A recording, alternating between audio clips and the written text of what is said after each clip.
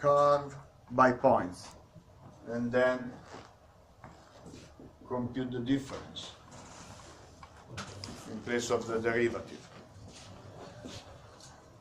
This is the gain of the phase detector.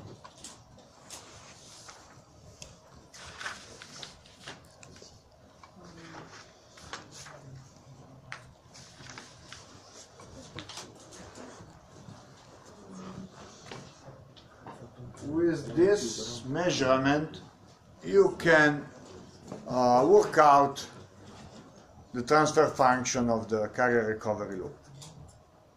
Questions?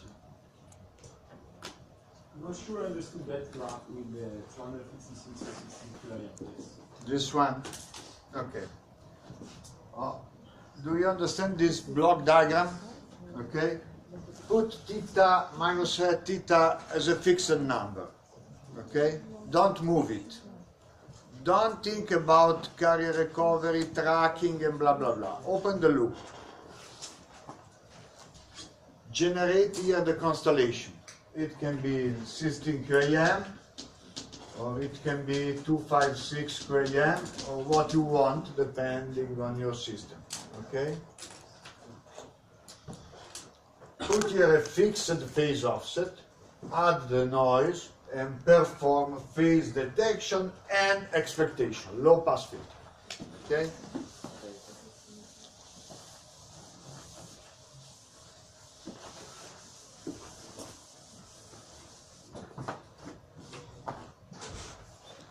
This will be S of theta minus hat theta.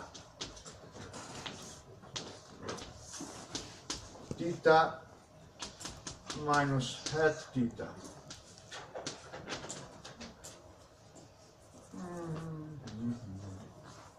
Okay, this is the S.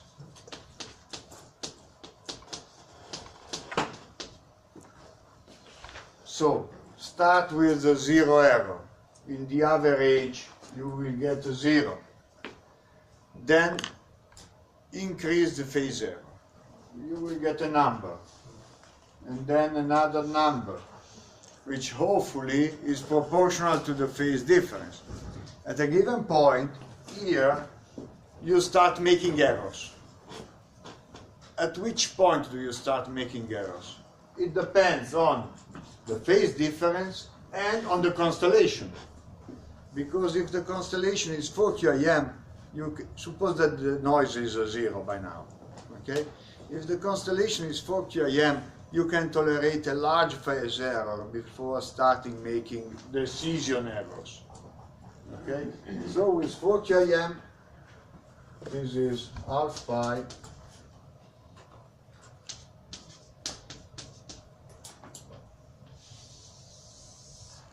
you can have something like this.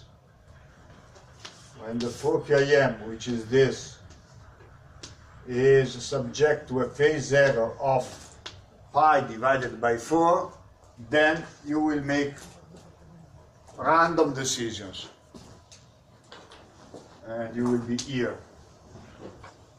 Now suppose that in place of 4 QAM we are using 256 QAM.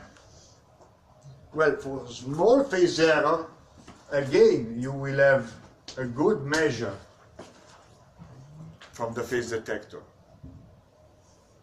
Because the phase offset is so small that even with a so large number of points in the plane, there are no decision errors. But soon, the phase offset will be such that decision errors here starts appearing. At that point, you are no more measuring the actual phase error. You are measuring something different that depends on the specific constellation errors and blah, blah, blah. And so, you will have a shape like this. Okay? In a small range of the phase error, you still have a good measurement. But the range becomes smaller and smaller as the constellation size increases. Okay. This is about 4 QAM, 16 QAM, and blah, blah, blah. Now let's look to the effect of the noise. The effect of the noise is such that you have decision errors also for small angles. That is, suppose that the angle here is 0. Well, if I put here a lot of noise, I will make decision errors. And the effect of decision errors is that of diminishing the slope.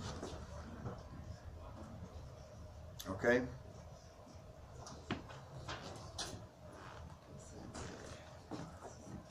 And this is reported by the KP, which will depend on the signal to noise ratio.